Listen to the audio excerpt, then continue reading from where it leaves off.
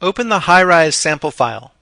I'll be using it to discuss dome lighting, an innovative technique for simulating global illumination using the scanline renderer. Sometimes this technique is called fakeosity because it simulates radiosity as well. But it's not as accurate as these other methods of rendering. The advantage of using dome lighting is its incredible speed. So let's get started. To begin with, I'd like to integrate this building model into a background image. Go to the Views menu and choose Viewport Background. Click the Files button and go to the High-Rise folder. It contains the texture maps for the building plus a couple of images of the site. Select Waterfront JPEG and open it. Match the aspect ratio to the bitmap and click OK. Now you can see it in the viewport. Now navigate in the viewport to position the building with respect to the image. Now obviously in a real project you'd want to be really careful in positioning this just so. I'm just going to fake it for this demonstration. When you're satisfied with the position, press Ctrl+C to create a camera from the view. Now I'm looking through camera 1. Do a test render and see what you have. Right now we're only rendering the building because we need to put the bitmap into the environment background. Press 8 to open the Environment and Effects dialog. Click the None button in the environment map, select bitmap, and choose the same image, Waterfront JPEG. Do another test render, and what you see in the rendering should now match what you see in the viewport. So far so good, but the lighting on the building is not very realistic at this point because it's just the default lighting. I haven't added any light sources to the scene yet.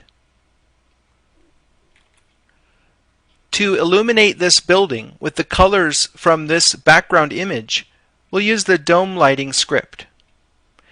We'll have to download it. Switch to your browser and go to scriptspot.com, an excellent resource for Mac script and now Ruby scripts that work with SketchUp. In the search engine, type dome light.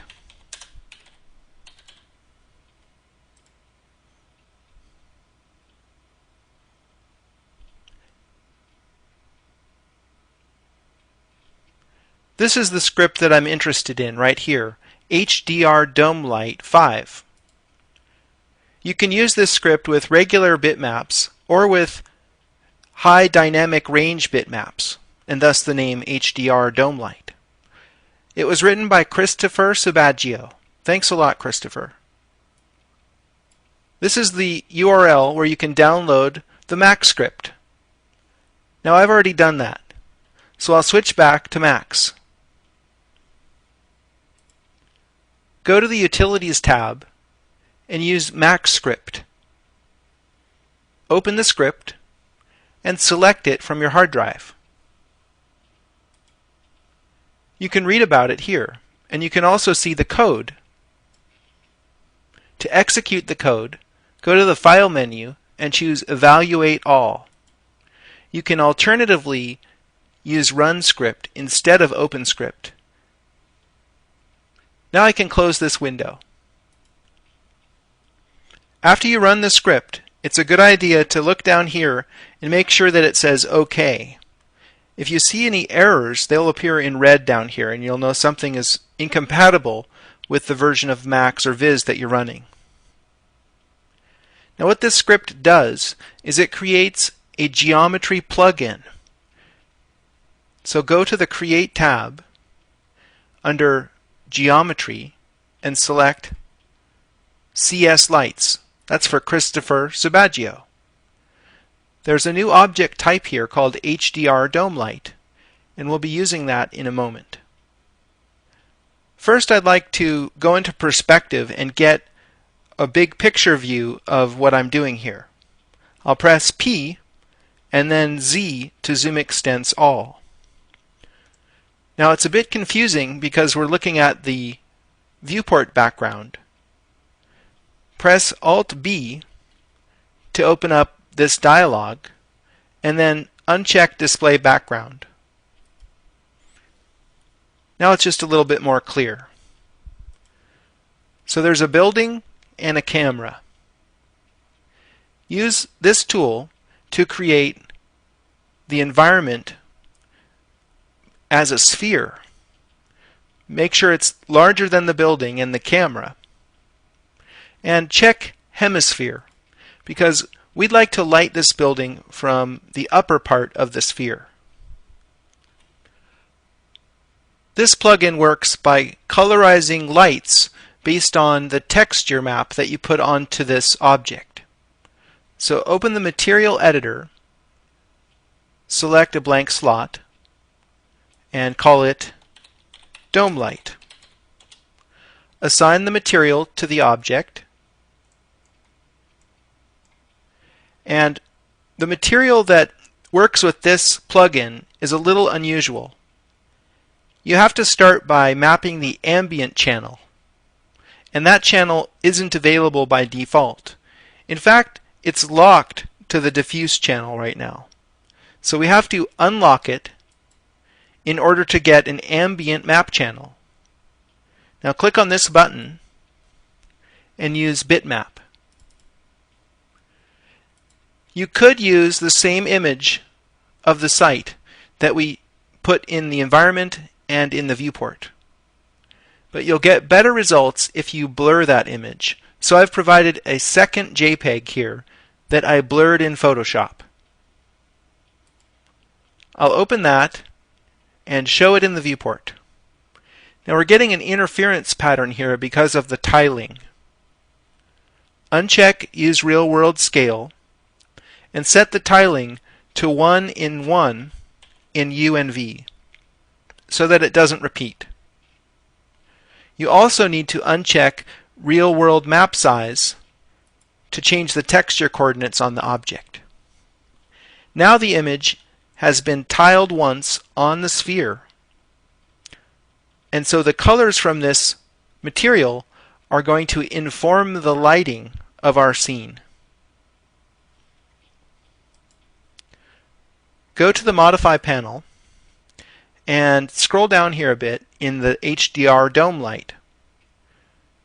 Right here, you can control the number of lights that are created. I'd like to use more for more realism. I'll use 64.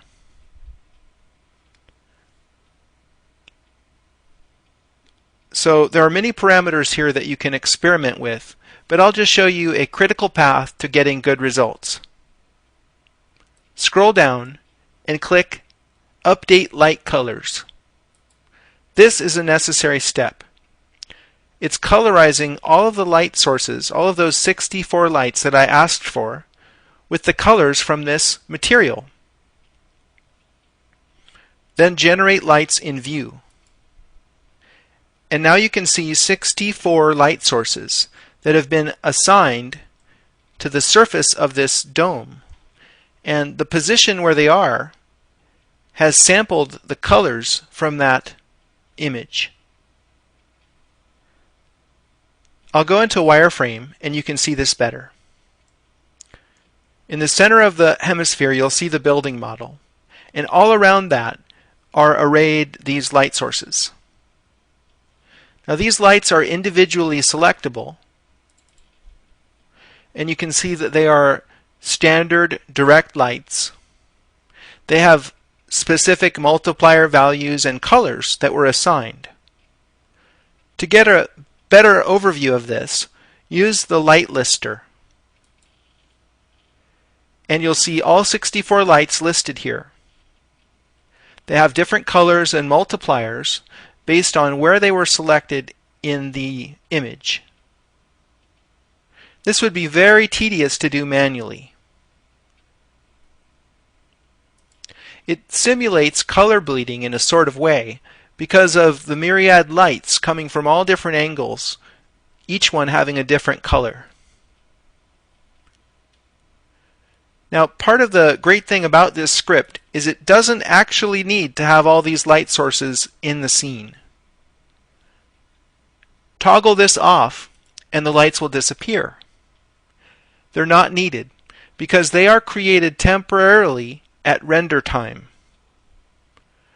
Press C to look through the camera and do a rendering. This time you'll have the lighting coming from all different angles from those 64 direct lights.